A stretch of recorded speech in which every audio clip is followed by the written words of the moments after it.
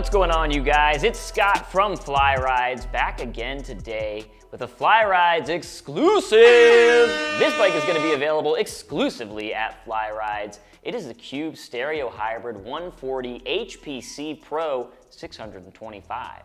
This is a carbon frame, 140 millimeter travel Bosch Performance CX 625 watt-hour electric mountain bike from Cube at a price point that you just do not really see anymore in electric mountain bikes, at least at this level. Currently, this bike is offered at $57.99, and again, it's exclusive to Fly Rides. We're gonna take a look at this bike in great depth because we are really excited about it, and not just how sexy it's looking, but also because, like we said, this bike is spec'd out pretty crazy well for that $57.99 price point, or if you're lucky and you're watching this a little bit later in the year, who knows, that price might have changed, so click on the link in the card above or in the description below. But if you're still with me right now and you haven't already gone to buy it, we are going to take a look at the specs, have Austin ride it and see what he thinks, and we are going to take a look at some other bikes with similar specs and what the cost of those bikes are. All right, let's dig into it.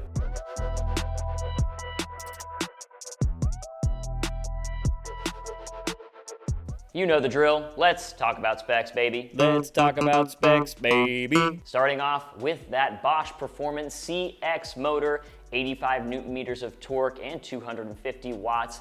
This is still one of the best motors on the market today. That's gonna partner with a 625 watt-hour battery. That's the power tube. With that motor and this battery, you should be looking at an average of like 40 to 60 miles per charge on this bike pretty easily.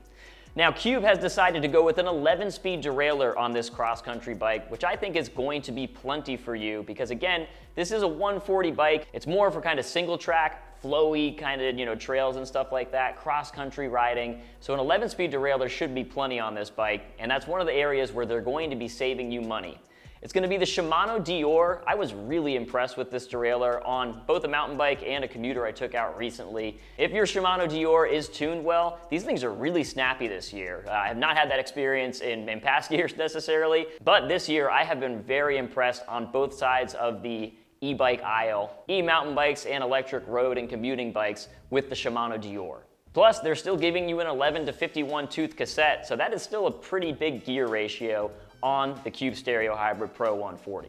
Your group set is going to be rounded off with Magura MT30 brakes. These are 4-piston hydraulic disc brakes from Magura, and they are going to be on 203 millimeter rotors. This is plenty of stopping power. I would say even 2-piston on 203 millimeter rotors would probably be fine, but they haven't done that to you. They have still given you the very desirable setup of 4-piston hydraulic disc brakes and that massive 203 millimeter rotor. Your suspension setup is going to be from RockShox on the Cube Stereo Hybrid Pro 140. That will be the RockShox Recon Silver RL. That's going to have an air spring in there, and again, 140 millimeters of travel.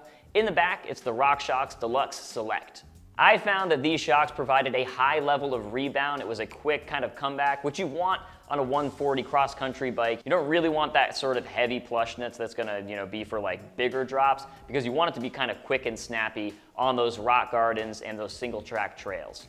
Your geometry stays consistent with other bikes in the 140 series. It's going to be a seat tube angle of 75.3 degrees and a head tube angle of 66. Something that is definitely going to further the single track performance of this bike are those 29er wheels. Once you are up to speed, those are going to keep you moving very fast. You've also got 2.6-inch wide knobby nick tires. This is a great sticky set of tires, especially when you got that hero dirt out on the trails. And they do really well in the dry conditions we got here in California as well. And of course, the frame itself, it is Cube's twin mold technology. That means in the front, it is going to be a carbon front end on this bike, and in the back is an aluminum triangle. The carbon frame is another thing that tends to set Cube apart from most of their competitors in the electric mountain bike sphere.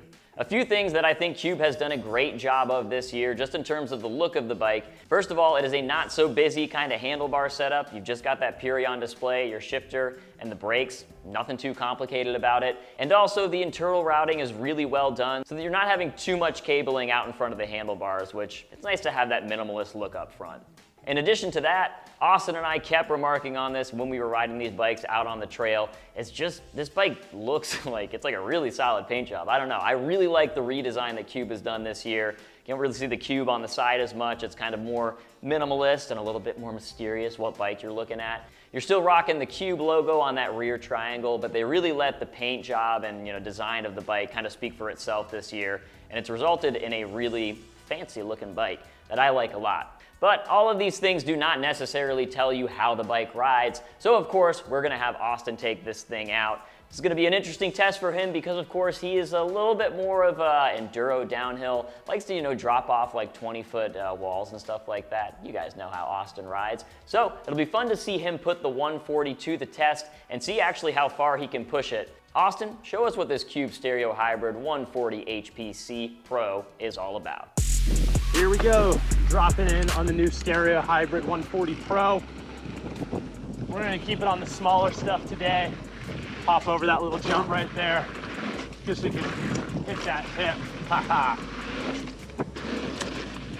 Gonna put that Bosch motor to the test right here, and motor, no pun intended, motor up this steep bit. Get ready for the single track. Droppers all the way down. We'll air out this little tabletop to start. Woo! So see, this bike can still jump with the RockShox Recon on the front, but maybe what you can't tell in the video is how well it is absorbing everything. And I'll do my best to hit all the chunkiest stuff that I can on my way down. And those Schwalbe 29-inch knobby nicks are gripping incredibly well. I've always loved these tires. So here we go. Oh, look at that bike. Look at the fork. It's just absorbing everything. Very, very good in the chunky stuff. Whew. We'll take the little pop from the outside. So I'm gonna stop right here. This bike is incredibly well balanced. The one thing it's gonna do better than a lot of longer travel bikes is it will, in my opinion, corner a lot better in the tighter corners due to that steeper head tube angle. It's going to keep everything a little bit more compact and a little bit more agile, as you'll see through this section right here, especially the corner. Get around this switchback in this corner right here. And then here, you can see I'll swing wide, but this bike just wants to go around it so easily. Woo, no problem at all. Air into that. Put those Magura MT30 brakes to the test. Get a little bit of lean and grip out of the tires.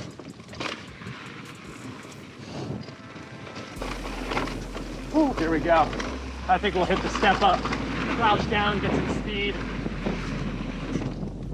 Woo! Oh, those braking bumps are no match for that Recon. Let's cut back across. And then we'll air out this last little gap and call it a day. Woo!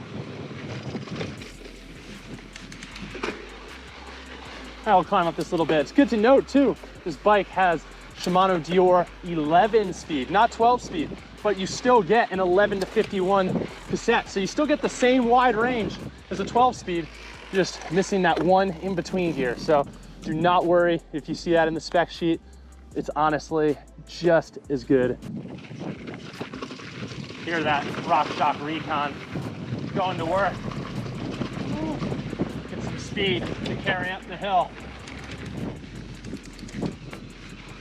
As I was talking about earlier, the bike being well balanced, it climbs really well. I mean, take that with a grain of salt.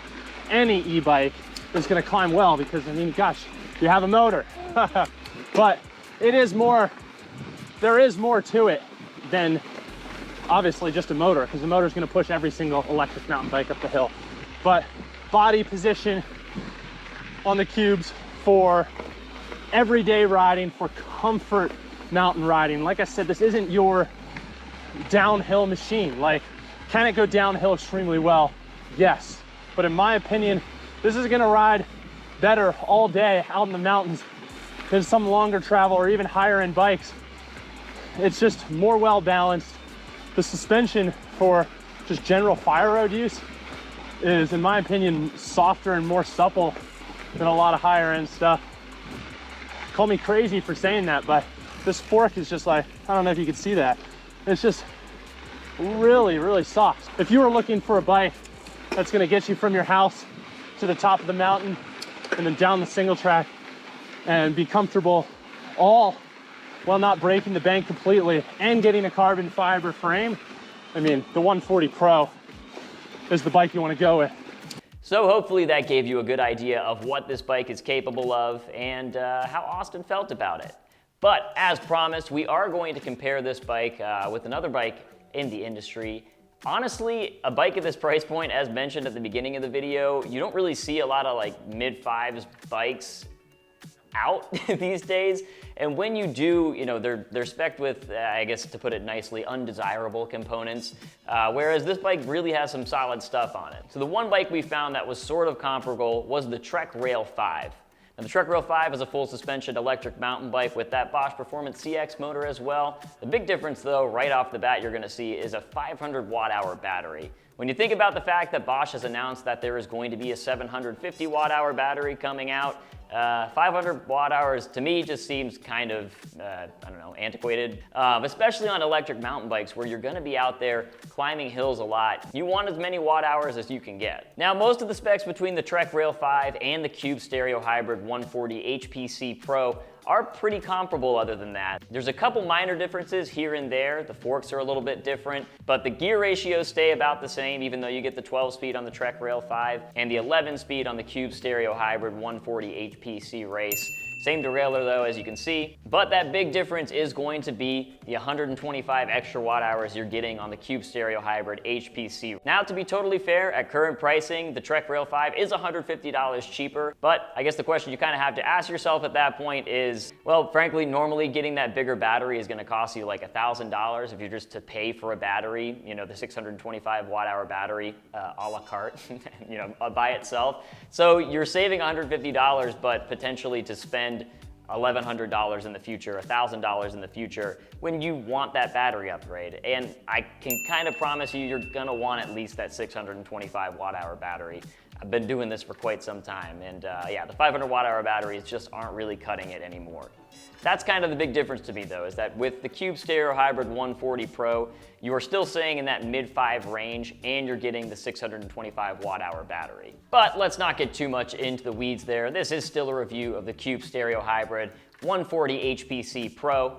In this mid-5 range, again, you just don't find bikes like this. So if you're looking for an all-mountain cross-country bike and you're trying to save some money, this is an excellent option. I really do think the spec selection on the suspension was a really smart choice. It's easy to do kind of the beefier like 35, 36 stanchions just because that's what people want. Give the people what they want sort of situation, but those aren't necessarily appropriate for the type of riding that you want to be doing on this bike. So I like the Cube has kind of given people what they want in terms of a bigger battery and stuff like that, but they are still the experts in terms of their agile trail geometry, and they know what's gonna work best on their 140 bikes. And I will once again harp on the fact that this is just such a good looking bike. It just looks like a way more expensive bike than it actually costs. I know that isn't necessarily the most important thing to a lot of riders, but part of the fun of riding this bike is quite frankly that it looks pretty cool out there on the trails. So with this Cube Stereo Hybrid 140 HPC Pro, I think Cube has knocked it out of the park again. I highly recommend this bike, so let me know in the comments below if you have any other bikes that you're looking at in this mid-5 price range, just because I'm interested to see what people are looking at, and we can help you compare them. Don't forget to like this video and subscribe to the Fly Rides electric bike channel so that you can stay up to date on all things electric mountain bikes. And one more time, don't forget you can check the cards for the link to the most up-to-date pricing, or in the description below, it'll be the first link that you see. Thanks so much for watching, you guys, and until next time, enjoy the ride.